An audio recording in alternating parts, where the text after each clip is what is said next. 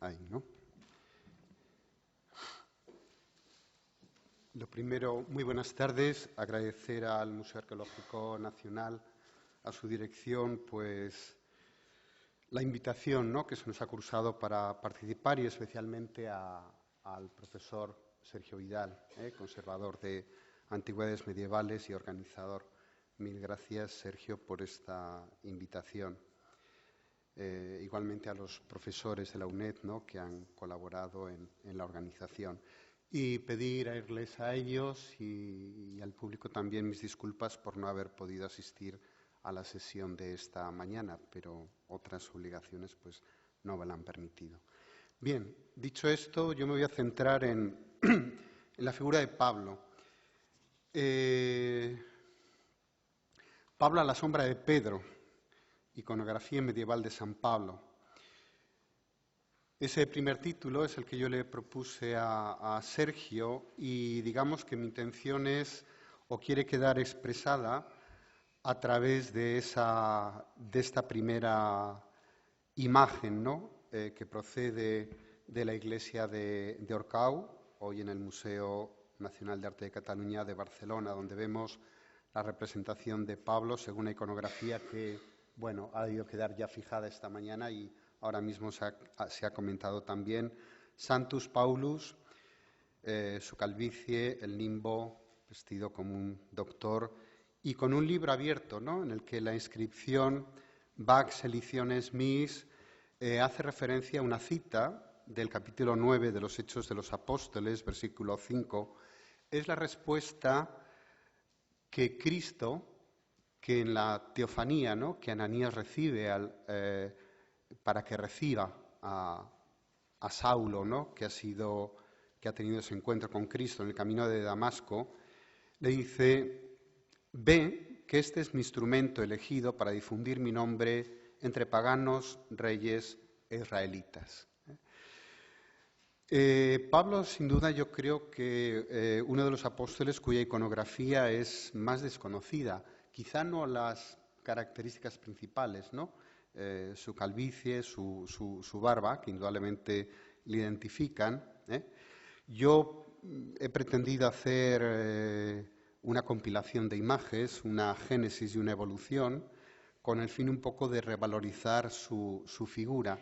Una figura que quizá en la teología, ¿no?, y en la Iglesia hasta el siglo XVI, con la Reforma protestante, pues no se ha profundizado, no se profundizó suficientemente en ella, o si se hizo, pues siempre quedó eso, a la sombra, ¿no?, a la sombra de Pedro. No hay más que ver, si uno repasa el número de las advocaciones, ¿no?, dedicaciones de iglesias medievales, cuántas hay dedicadas a Pedro y cuán pocas hay dedicadas a Pablo. Y yo creo que eso ya nos dice mucho, ¿no?, de la preponderancia de uno sobre otro en el mundo medieval. Frente a Pedro, ¿no?, que en ese legado, esa primacía de la Iglesia, ¿no?, que se ha comentado también en la ponencia anterior, Pablo simboliza la doctrina, ¿no?, la reflexión. La experiencia de Pedro es una experiencia en vida, directa. La experiencia de Pablo, se ha dicho también, en principio no forma parte del primer grupo de apóstoles, no conoce en vida terrena a Cristo, pero su experiencia es enormemente intensa después, ¿no?, hasta, de hecho, reconocido por la Iglesia como apóstol. Y como hemos visto y vamos a ver también, pues formará parte del colegio apostólico. Así que Pablo es una representante de la doctrina, de una doctrina asumida, experimentada. Dos figuras, además, a la sombra, porque todos sabemos, ¿no?, así nos lo narran los hechos, ¿no?, y referencias del Corpus Paulino, ¿no?, cómo hay conflictos, ¿no?, entre ellos. Pablo, apóstol de los gentiles; Pedro,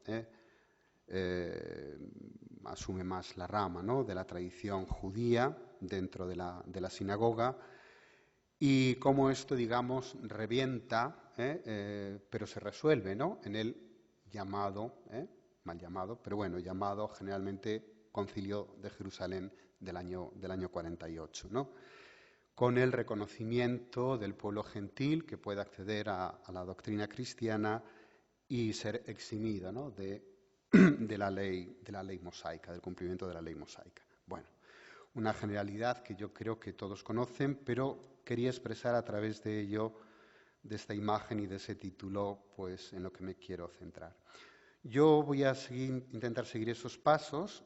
Primero voy a hacer un breve perfil, recordando algunos aspectos de la personalidad de Pablo de Tarso y de la trascendencia, ¿no?, que tiene esa figura, muy brevemente, pero para situarnos en contexto.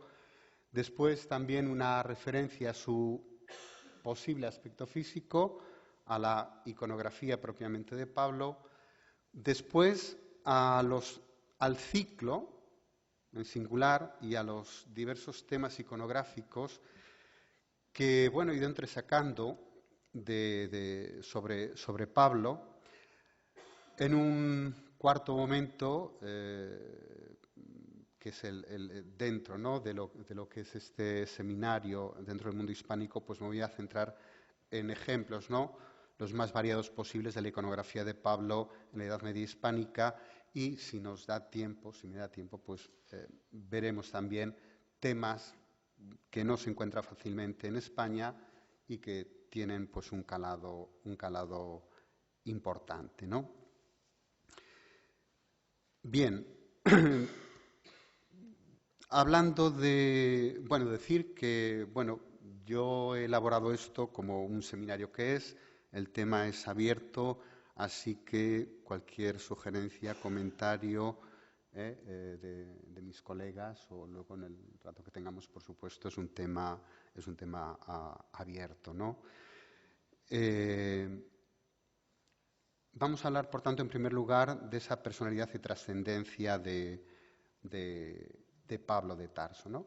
En primer lugar, recordar que era un fariseo que recibe de su padre la condición de ciudadano romano. Son elementos que vamos a ver repercuten directamente en su iconografía. Pues quizá el fariseísmo en el aspecto de su barba o de cómo se representa a veces esa cierta barba, ¿no?, de ciudadano romano en su propia indumentaria o en su forma de martirio, decapitado y no crucificado, ¿no?, algo solo reservado a los no romanos, ¿no?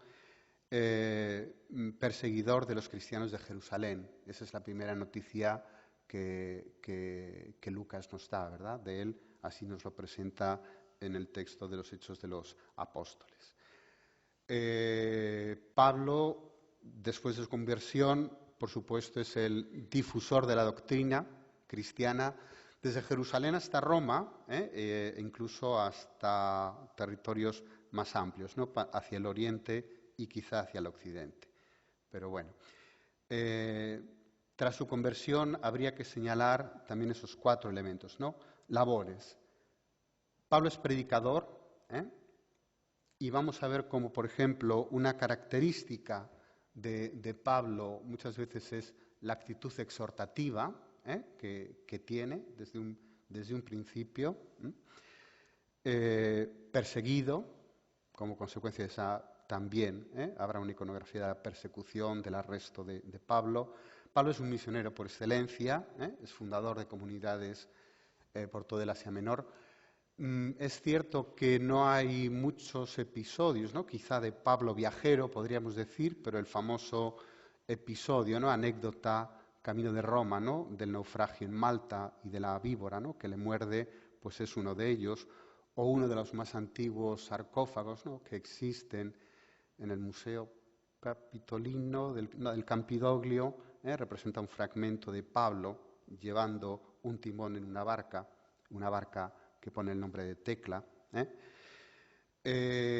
Pablo, escritor, porque Pablo nos va a aparecer como doctor, como escritor, el corpus paulino, ¿no? Cartas apostólicas y pastorales que componen, ¿no? buena parte de lo que es el Nuevo Testamento, y algunos de los textos, ¿no? son de los más antiguos del Nuevo Testamento. Y en fin, Pablo mártir, y dentro del mártir quiere decir apresado, torturado, perseguido, finalmente decapitado. Toda esa vida se va a ver reflejada en hechos concretos, ¿no? en una iconografía concreta. Yo creo que una buena y breve definición de Pablo es el primer teólogo que sintetiza la doctrina cristiana. Cristo es Cristo, Cristo predica y vive lo que hace, pero realmente Cristo no cree en ninguna doctrina, ¿no? Se ha dicho desde la teología, Pablo es el inventor, ¿no? del cristianismo, ¿no? Es su gran teórico, su gran teólogo, y por eso pues recibe una autoridad y un título junto con Pedro de príncipe de la Iglesia. Yo creo que es bueno compararlo también, porque se ha dicho, ¿no? en muchas ocasiones tan solo las dos figuras, ¿no? históricas más cercanas a lo que es la figura de Cristo, pues son Pablo y Francisco de Asís. Bien, aspecto físico, iconografía de Pablo. Quizá, en primer lugar, hay que hacer una pequeña reflexión sobre el nombre, ¿verdad?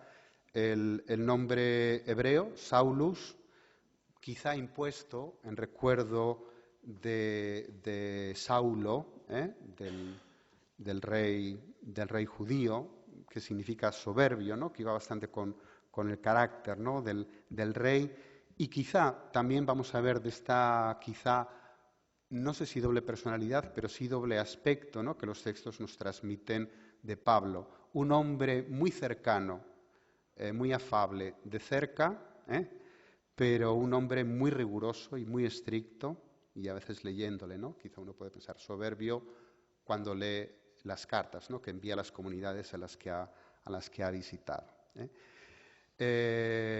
Sin embargo, Paulus, su traducción latina, que derivaría de Paululus, pequeñito, pequeño, mínimo, se correspondería también con el propio testimonio, ¿no? que Pablo da de sí mismo en esas dos citas de la primera y segunda carta a los Corintios, en las que él mismo se describe como flaco, torpe al hablar, débil, tembloroso. Se ha querido ver también, quizá en esa personalidad, pues un hombre soberbio, ¿no? El Saulo, antes de la conversión, un hombre afable, humilde, ¿no? Posteriormente. Hay uno de los textos apócrifos, ¿no? más importante dentro de lo que son los hechos de Pablo, los hechos de Pablo y Tecla. Ahí hay una descripción que Tito hace de Pablo, y la voy a leer, es muy breve. Le describe como un hombre pequeño de estatura, calvo, de piernas arqueadas, vigoroso, cejijunto, nariz un tanto sobresaliente, lleno de gracia. Unas veces parecía un hombre, otras tenía el rostro de un ángel. En la versión siriaca, además, se dice que Pablo tenía los ojos grandes. Bueno, es un poco relativo, ¿no? Hasta qué punto la primera iconografía recoge este texto, que es en torno al siglo II, y aunque es apócrifo, es un texto pues, que posiblemente tiene bastante de veraz. Pero yo creo que hay elementos que recoge, sobre todo en lo que es su aspecto físico, como veremos. En las primeras representaciones, que no me voy a detener mucho porque no es mi ámbito, y seguramente se ha hablado de ello ya, entre el siglo II y el siglo V, pues en la pintura mural, también en el arte lapidario, que me imagino que el profesor Vidal habrá tratado bien esta mañana, o musivarias, ¿no? llegando hasta el siglo V. Bien, un poco recogiendo todas ellas, podríamos decir que ya en esa época, y lo ha dicho la profesora Monteira, desde la antigüedad queda fijada la imagen del santo que luego va a pasar al mundo medieval, al menos en sus rasgos generales, ¿no? Como un hombre sabio, el atuendo de filósofo y esa imagen que tienen ustedes ahí, ¿no? Pues da fe de ello. Un hombre con autoridad, quizá esa intención exhortativa, un hombre intelectual, el rollo o el libro va a ser siempre símbolo de ello y veremos iconografías específicas relativas a esto. La calvicie, que veremos que tendrá también sus variantes, pero esta imagen, ¿no?, del siglo II ya presenta esa frente despejada, más que una calvicie, pero con esa frente despejada, incluso con ese moñete, ¿no?, que luego en algunos periodos va a ser pues un elemento estético muy trabajado, por ejemplo en la pintura catalana, ¿no? O la barba, que tendrá sus variantes, ¿no?, o bien bífida o a veces con 3 o 4 mechones, o bien, como veremos también, una larga barba puntiaguda. Bueno, narigudo, sí, podríamos decir, en muchas representaciones y ocasionalmente nimbado, aunque posiblemente, que yo sepa, la primera representación nimbada sería en torno al siglo V, ya en un mosaico raveniense. Bueno, ahí simplemente les quiero poner esa imagen de Pablo completa en su contexto original, donde aparece Tecla y aparece ese episodio, ¿no?, exhortándole y Tecla escuchando desde su casa, desde su ventana. Y también 2 imágenes de catacumbas. Hay muchas más, pero esta de los santos Pedro y Marcelino, donde todavía, sin quizás ser propiamente el tema de la traditio legis et clavium, que veremos luego, pero sí aparece un poco esta otra, también como en Santa Domitila, de esa forma de pera invertida, ¿no?, de la cabeza de Pablo y una barba larga y puntiaguda, ¿no? En ambas coinciden. Hay como esas 2 versiones, ¿no? Quizá sí me gustaría decir, ¿no?, que estas imágenes antiguas, ¿no?, especialmente esta, pero también las otras, ¿no?, como en las imágenes antiguas de los santos hay una intención que, bueno, quizá hoy día nuestro concepto de retrato sería un poco atrevido decir, pero hay una intención de reconocer, de recopilar datos sobre el aspecto y de transmitir esa imagen. Así que en el caso de Pedro y de Pablo son imágenes que podrían responder bastante fielmente a la tradición. Bien, quiero recoger a continuación lo que, si nos da tiempo al final, veremos en imágenes a los ciclos y temas iconográficos medievales en general, no solo hispánico. Yo los he agrupado en una serie en 4, básicamente en 4 grupos. En primer lugar, un grupo con una escena única que todos conocen, ¿no?, que es Saulo, testigo de la lapidación de San Esteban. Ahí se inicia, ¿no?, el primer relato sobre Pablo en el libro de Hechos, cómo guarda los mantos, ¿no?, de los hombres que lapidan al diácono Esteban. Lo pongo aparte del ciclo de la conversión, aunque esté, como ven, dentro del mismo grupo o narración de lucana, ¿no?, de los Hechos de los Apóstoles, porque muchas veces es un tema independiente y propio de Esteban, de la iconografía de Esteban. E incluso a veces Pablo puede aparecer o puede no aparecer. Entonces, por eso he querido significarlo como primero. Otra cosa es ya ese segundo ciclo, primer ciclo, y único diría, que corresponde a la conversión de Pablo, ¿no?, narrado principalmente en Hechos 9, casi todo el capítulo 9, pero al que hay referencias propias de Pablo en la primera carta a los Corintios, lo siento que ahí se ha saltado el número, y también en Gálatas. Esos son los temas habitualmente representados. La entrega de las credenciales, ¿no?, para la sinagoga de Damasco, su metanoia, conversión o experiencia de Cristo en ese camino de Damasco, la entrada de Saulo cegado de la mano, literalmente se dice, ¿no? A la ciudad de Damasco, la simultánea visión que Ananías en Damasco tiene, esa revelación, visión que tiene, en el que se le dice, te va a llegar Saulo, tienes que imponerle las manos. Esa aparente primera negación de Ananías, con la que yo empezaba mi conferencia, y el consiguiente, bueno, he puesto ahí entre paréntesis bautismo, porque propiamente no se habla de bautismo, pero lo dejaremos, haremos el comentario cuando veamos la imagen. Continúa con la inmediata, ¿no?, actividad, hiperactividad de Pablo con la predicación en la sinagoga de Damasco y esa anécdota, ¿no?, estupenda de la fuga en una cesta, ¿no?, por la muralla de la ciudad de Damasco, ¿no?, por ser perseguido. Un tercer grupo corresponde a lo que son las escenas que diríamos de la vida apostólica, ¿no?, hasta su muerte. Pablo es hecho prisionero y es hecho prisionero en diversas ocasiones, y generalmente en los temas no se suele especificar en qué ciudad, si es Éfeso o Estróade o qué iglesia es.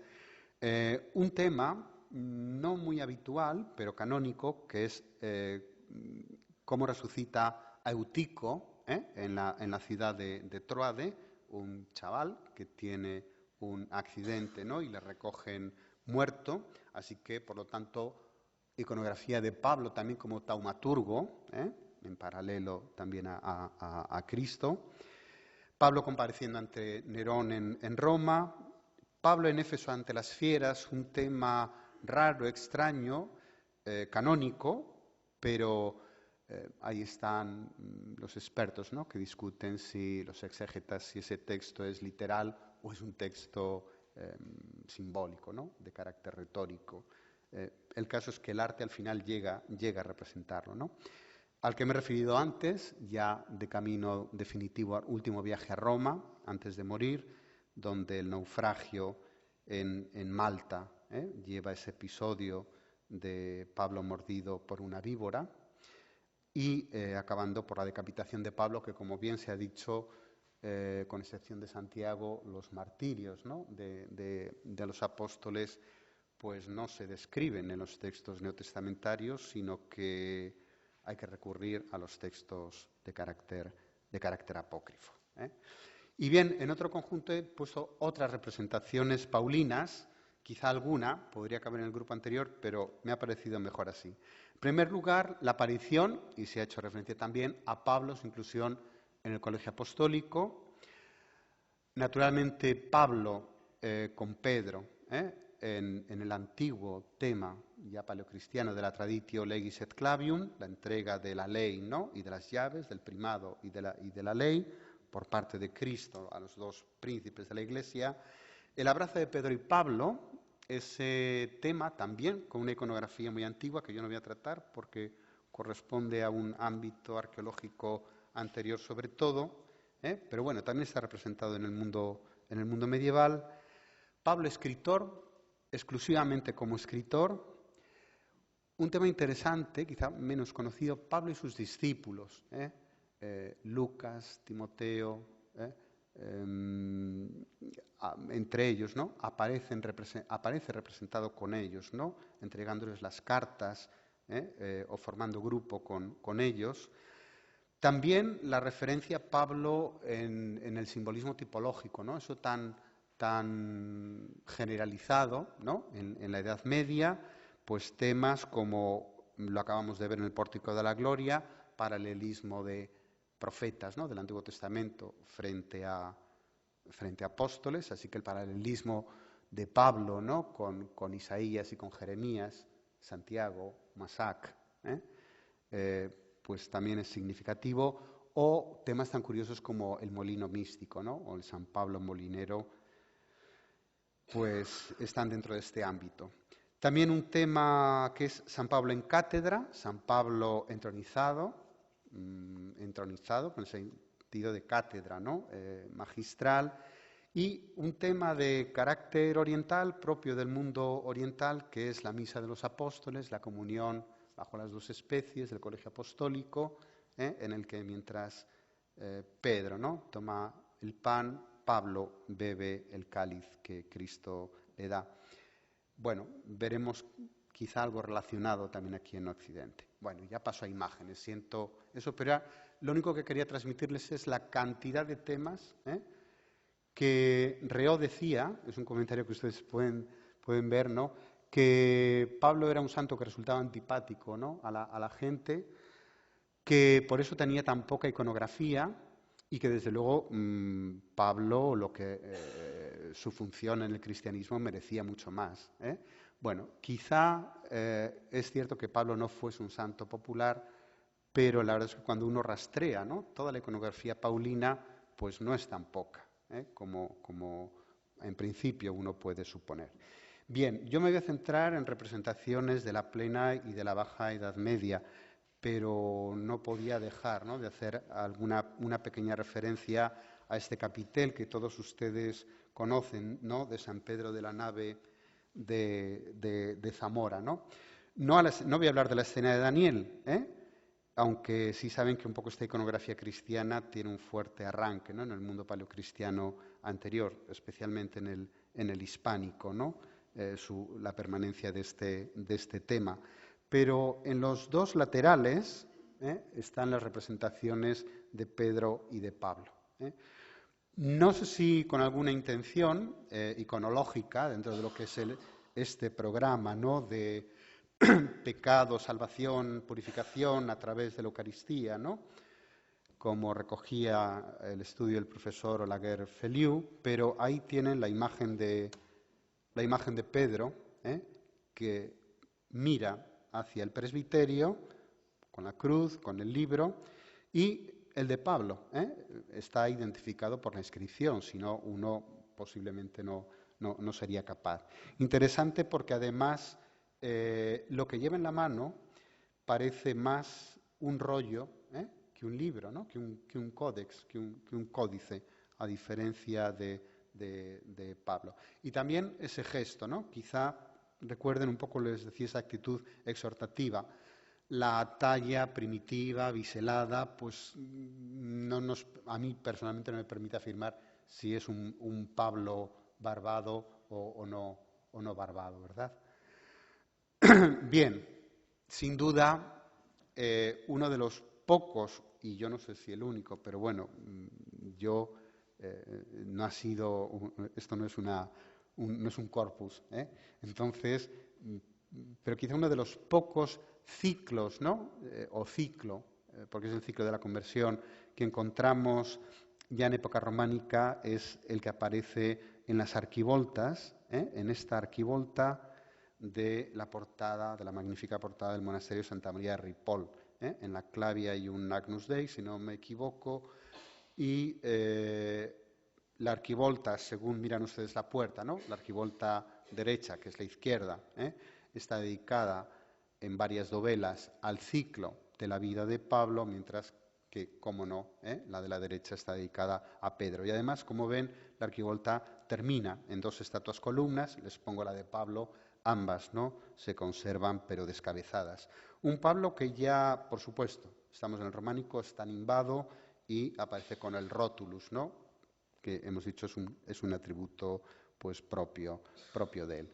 Les voy a poner un poco las seis novelas siguiendo este ciclo que antes hemos comentado, y un poco la foto un poco más general para que puedan tener la referencia. Aquí se iniciaría el ciclo de Pablo, inmediatamente después de la última escena del de Pedro, que como ven es su martirio crucificado boca abajo. La foto está girada, estaríamos justo en el eje. La primera escena, ahí la tienen, se ha interpretado como Pablo llevado ante Ananías, es decir, se salta un poco los prolegómenos, ¿no?, de Pablo perseguidor, de la conversión, y directamente ya es Pablo cogido de la mano, entrado de la mano ante la presencia de Ananías. Y ahí ven cómo, curiosamente, este episodio con Ananías se desdobla para hablar de esa imposición de manos que Cristo le pide a Ananías que haga sobre Pablo, que la iconografía cristiana pues convierte en un bautismo. Habría que decir que obviamente en este rito, ¿no? En este sacramento, digamos, y siguiendo el texto de los Hechos, se dice, Ananías le impone las manos, Pablo y Pablo come también, y recibe el Espíritu, come.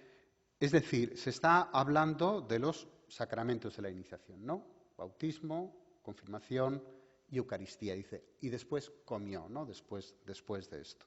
Es claramente pues, un texto, y muy bien, ¿no? La iconografía medieval recoge perfectamente ese aspecto, ¿no? Vemos ahí esa Dextera Dei, que es rara en no siempre aparece en este tema, pero aparece en otros anteriores del ciclo, ¿no? En la propia conversión o en el sueño, ¿no? O en la visión que recibe Ananías, ¿no? de Cristo. Las dos escenas siguientes es la inmediata predicación de Pablo en la sinagoga, pues de una forma muy esquemática, pero muy narrativa, muy expresiva, esa especie de cátedra donde aparecen tres que comentan, como dice el texto, pues esa exhortación, ¿no? que hace Pablo. Y Pablo apresado. Pablo apresado que, como les decía antes, pues no se hace referencia expresamente a en qué lugar de todas las veces en que Pablo es apresado. Luego, el tema se trata de una forma genérica. Puede ser la primera, puede ser la última, igual que en el sarcófago de Juno Basso, ¿no? Bien, y las dos últimas también es curioso, ¿no? Porque el tema del martirio se desdobla en dos. Propiamente la decapitación y esta expresiva imagen, ¿no? Del sayón o del verdugo con la cabeza mostrándola en la mano.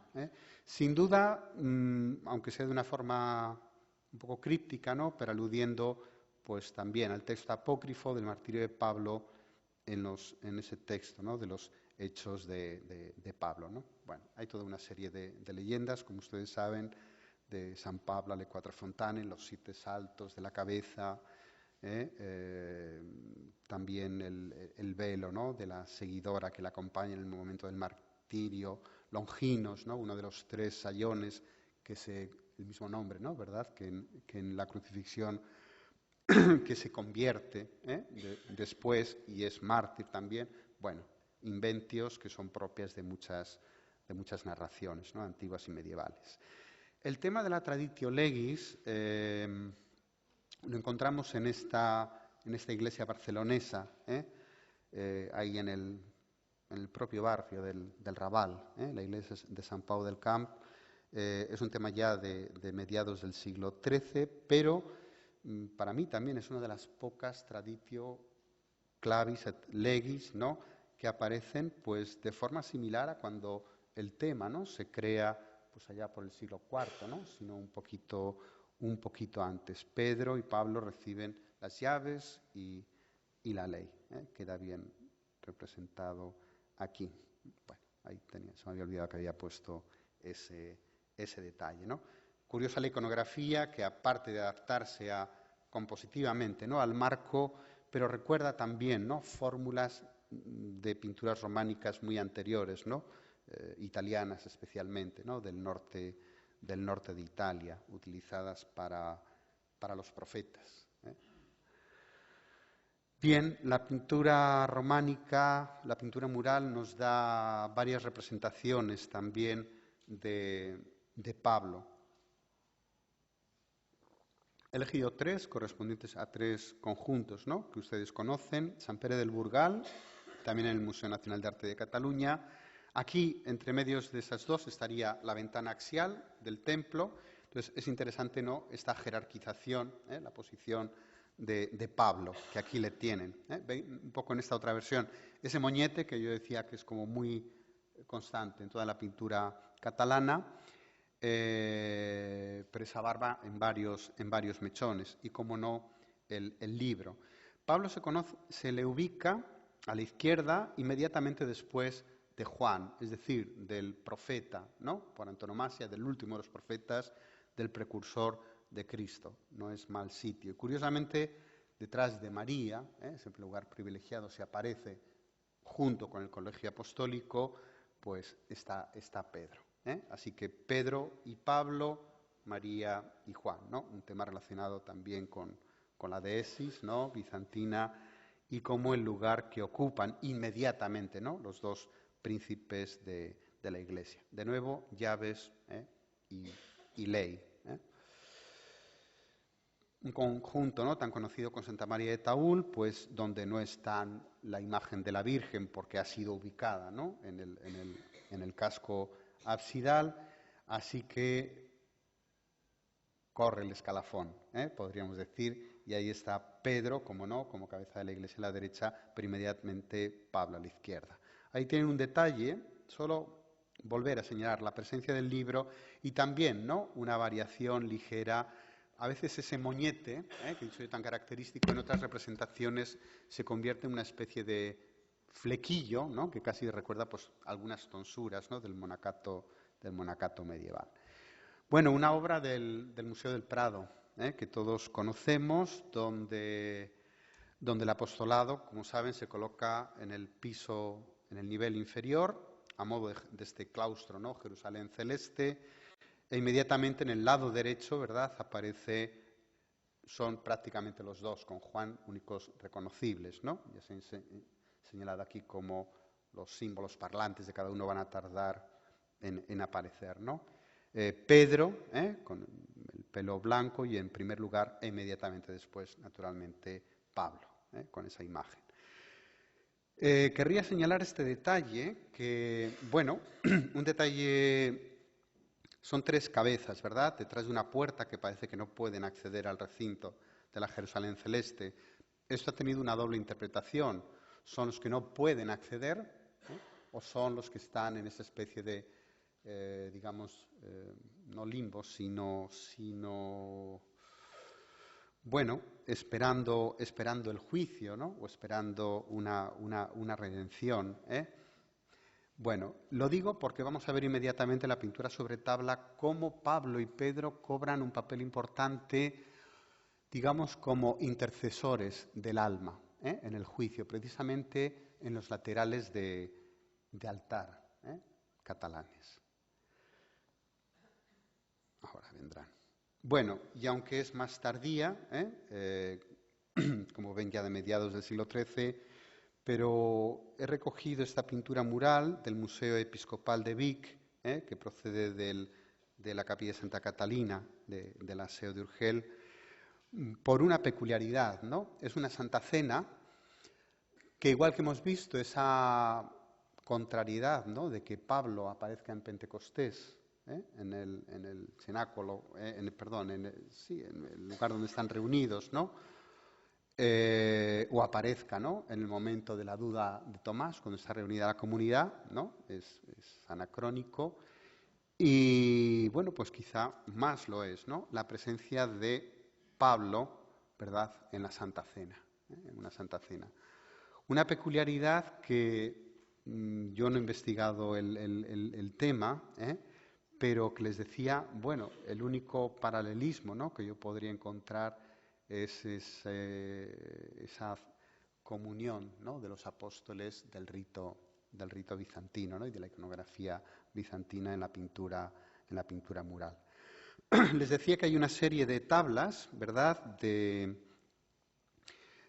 del ámbito catalán también. Son todas tablas de altar.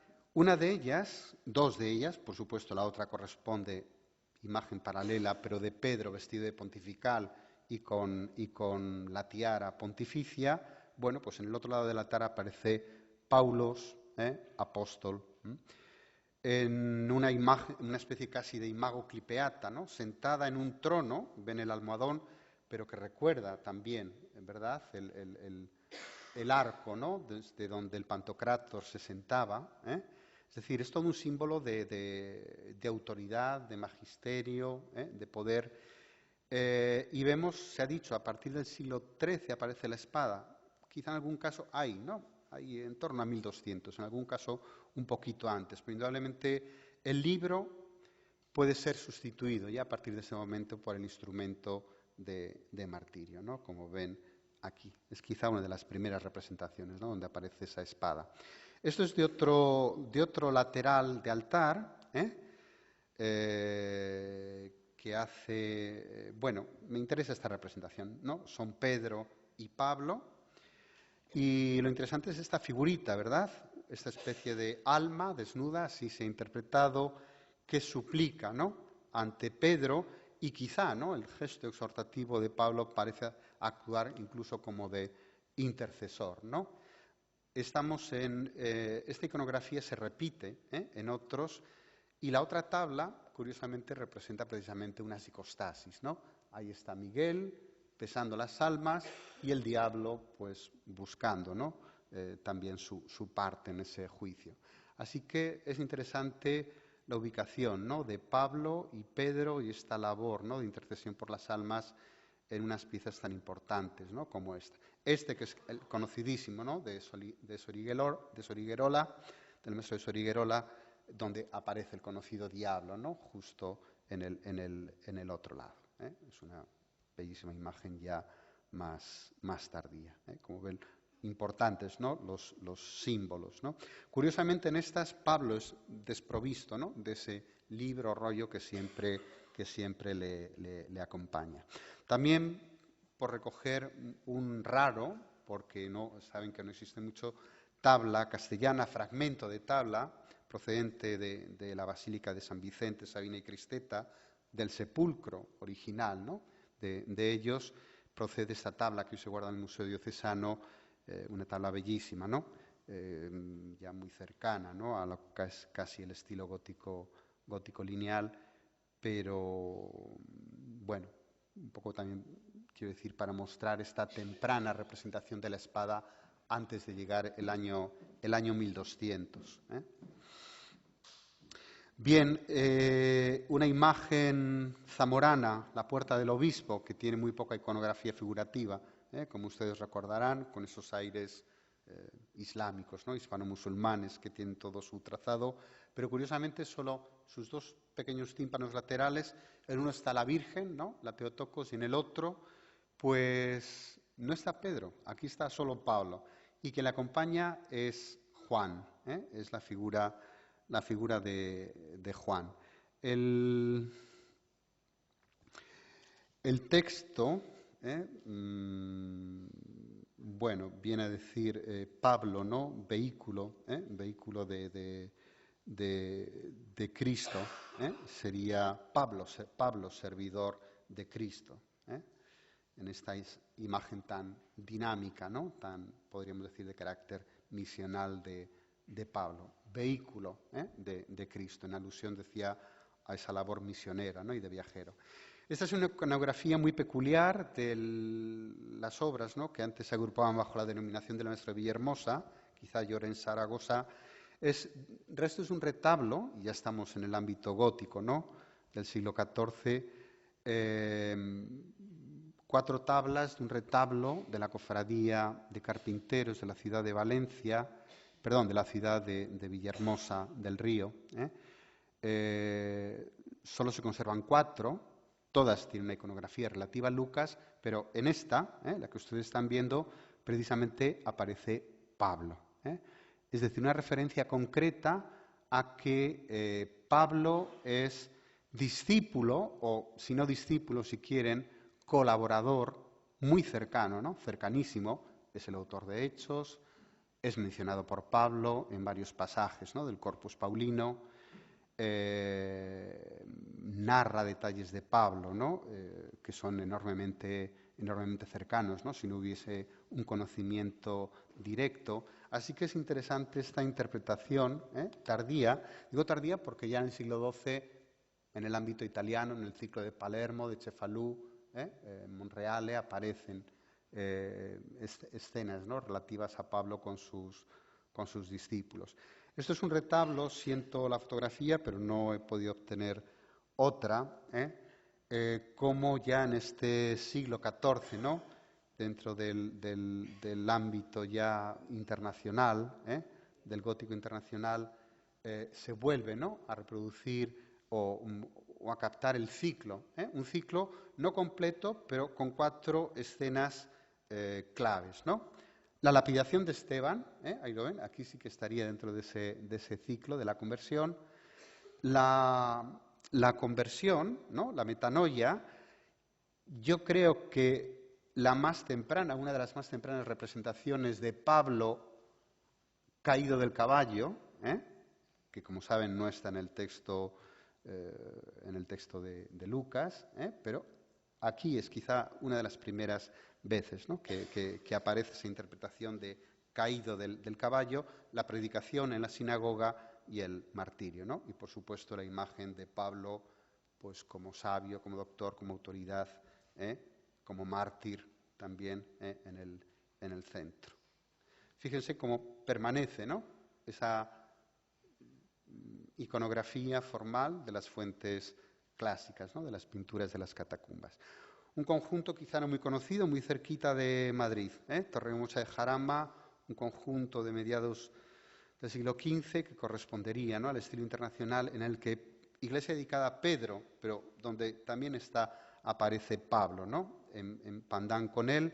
Todo lo demás son el resto de los apóstoles y mártires, es decir, se nos está hablando de esa piedad ya bajo medieval, del culto a los santos, especialmente pues Lucía, Catalina, Bárbara, santas propias de esa devoción, en paralelo, ¿no?, al martirio de Pedro, de Pablo, cabezas de la Iglesia. En ese contexto, ¿no?, quería presentar estas 2 figuras. Aquí está Pablo con un grueso volumen que ha recuperado y la espada, como no, frente al libro, pero por supuesto las llaves, ¿no? Hemos hablado también del simbolismo tipológico y se ha puesto esta imagen.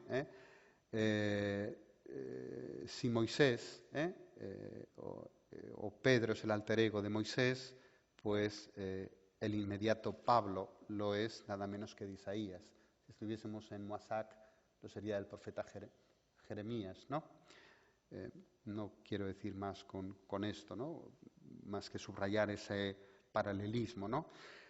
En el retablo, en la predela, ¿verdad?, en el banco del retablo de Nicolás Francés, del Museo del Prado, del retablo de la Bañeza, es muy interesante, ¿no? Se van haciendo también parejas, ¿no?, de apóstoles profetas, y la inmediata, ¿no?, al eje central, por la derecha, es Pablo, un Pablo muy curioso, ¿verdad?, porque en algunos textos apócrifos se dice que Pablo, incluso siendo joven, tenía ya pelo blanco en su barba. No que toda la barba fuese blanca, sino que tenía pelo blanco en su barba. Y esta es muy curiosa, ¿no?, porque de aspecto casi parece más un Pedro, ¿verdad? Bueno, la he recogido simplemente por eso y también, de nuevo, porque su contrincante, su paralelo en este caso es Daniel, el profeta Daniel, el libro de Daniel, de nuevo, un poco es interesante, ¿no?, de nuevo esta relación que viene desde muy antiguo, ¿no?, en la iconografía cristiana. Ya segunda mitad del siglo XV, Castilla, la Castilla de los Reyes Católicos, hemos visto la imagen de Pablo en cátedra, entronizado en una tabla del 1200, ¿no?, 1200 algo en Cataluña, tabla de altar, pero ahora encontramos a Pablo en cátedra en el retablo de Gil de Siloé, de la capilla de Santa Ana, una representación muy curiosa además, porque la espada está colocada a la altura del corazón y sobre todo la actitud orante, que no aparece en otras representaciones de Pedro en cátedra. Lo mismo en una obra tan cercana como es la fachada de la iglesia de San Pablo de Valladolid. Aquí está Cristo entronizado y Pablo y Pedro, ¿no?, a su derecha e izquierda. No es una traditio, pero indudablemente la ubicación, la composición la recuerda. Ahí tienen esa imagen de la cátedra y de Pablo con el libro y la espada. Lo mismo en el vecino colegio de San Gregorio. Pablo aparece nada menos que en el tímpano central, con el Papa Gregorio, con el obispo, ¿no? Promotor de la obra de este colegio de los dominicos, aparece por eso la figura de Santo Domingo. Bueno, no solo subrayar su condición magisterial, sino quizá también la alusión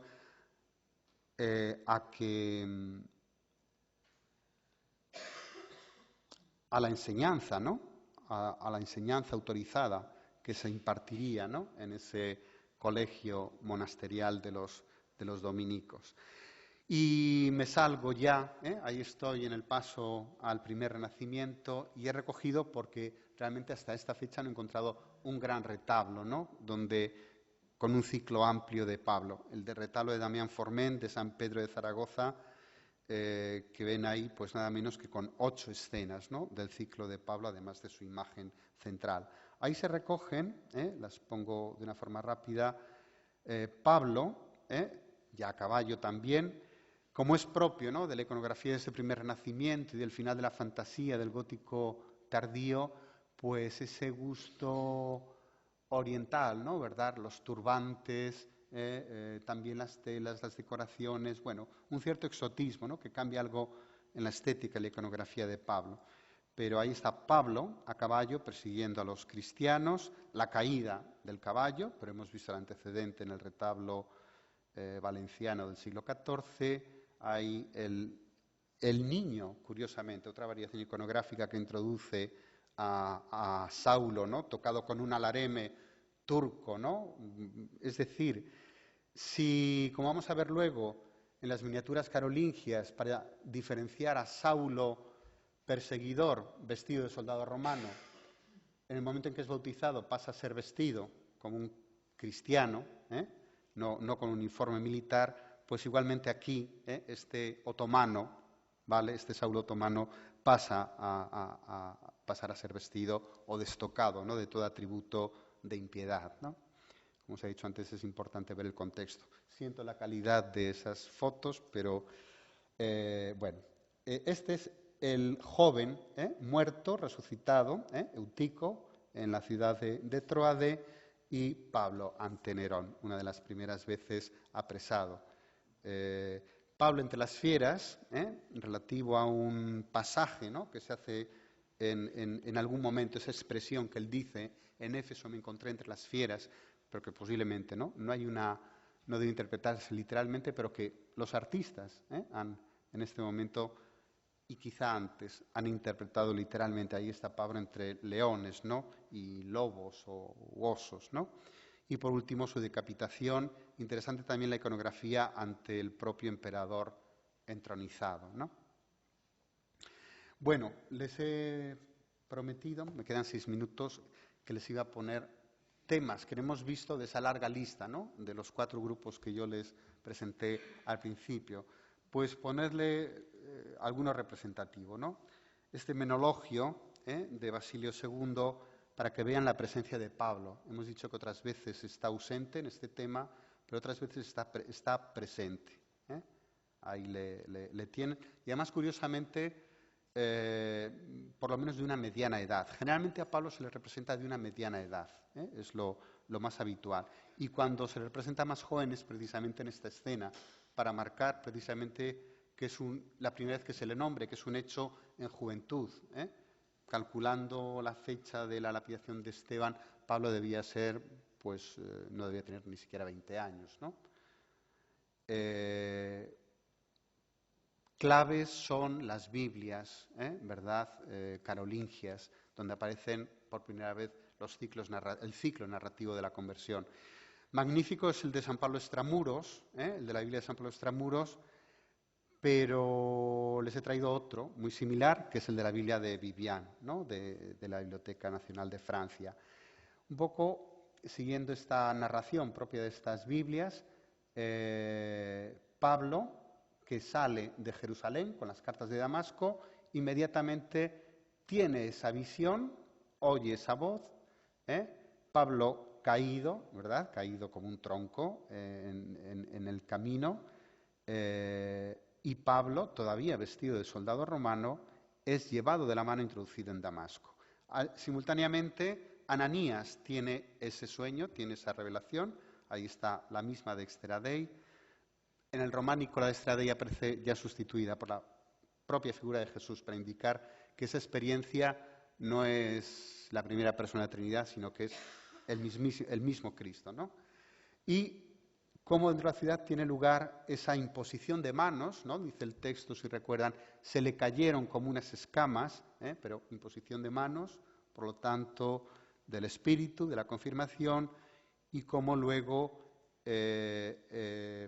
recibe una nueva vestidura, es lavado y luego come, ¿no? Todos los sacramentos de iniciación. E inmediatamente la predicación, en una sinagoga aquí representada como una estoa, ¿no? como clásica de la ciudad de Damasco.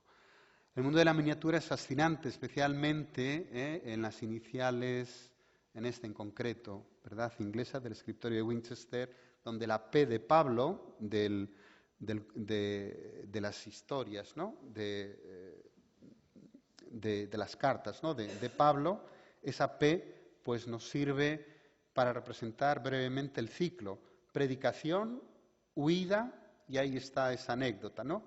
En una cesta, descolgado por la muralla de Damasco, y por último su decapitación.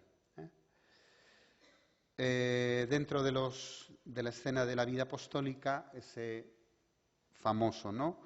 Episodio de la víbora, que procede de la Catedral de Canterbury, de San Anselmo, un episodio, ¿no? Que le hace señalar como elegido, que quizá tiene un cierto paralelismo, ¿no? También profético, como en la historia de Jonás, ¿no? De la propia historia de Jonás, como el hombre maldito, ha naufragado, sobrevive al naufragio, ¿no? Sobrevive a la mordida, ¿no? de la víbora. En cualquier caso, un signo que llega a arrancarse de esa anécdota y representarse.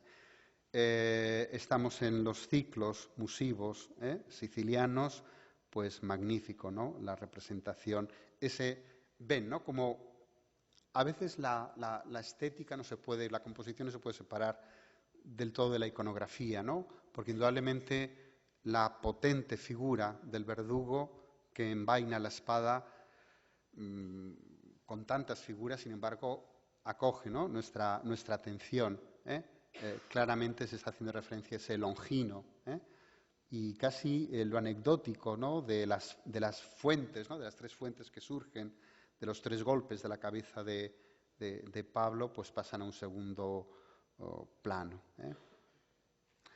Bueno, y dentro de los otros temas, Pablo escritor, esta magnífica imagen del siglo IX, del escritorio de San Galen, ven físicamente, ¿no? El momento de ser sentado y escribiendo con el cálamo, una actividad propia de un intelectual como es Pablo.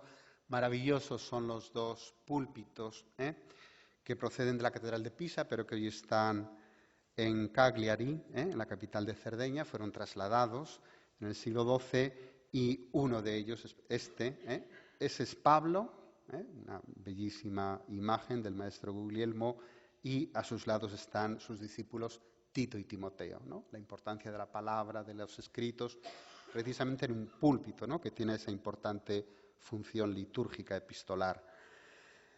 O dentro del ciclo de Monreale, que no es un ciclo tampoco completo, pues la presencia de Pablo sentado, por lo tanto también una intención magisterial de dar las cartas a Timoteo y a Silas, a otros dos discípulos. El molino místico de Vézelay, en este magnífico capitel, dentro del ámbito de la prefiguración, ¿no?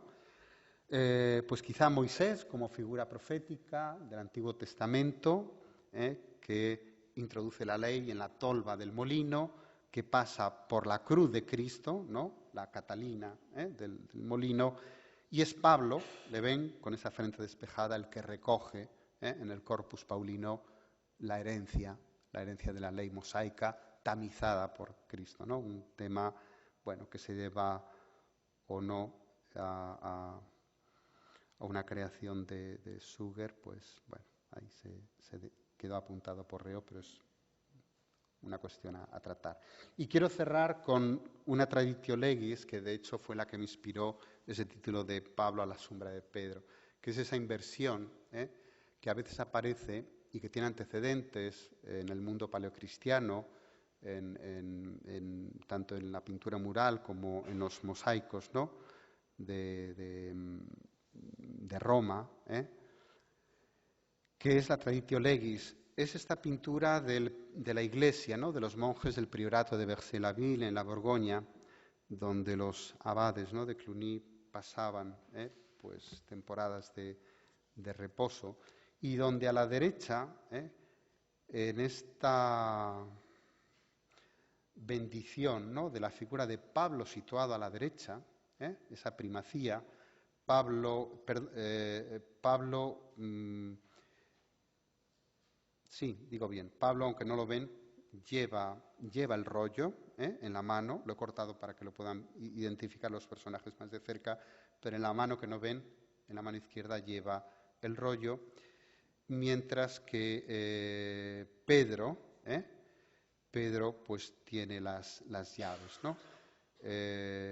Bueno, como quizá es un tema antiguo que en este momento Cluny retoma, manipula, adapta a sus intereses, para hablar de esa dependencia directa con Roma, de esa autoridad, ¿no? que a veces llega, y poder que llega a superar a la propia Roma. Bueno, un tema también polémico que se ha estudiado, que se ha dado desde una explicación de carácter compositivo, a una explicación de carácter político, simbólico, de poder. Pues nada más. Muchas gracias, muy amables.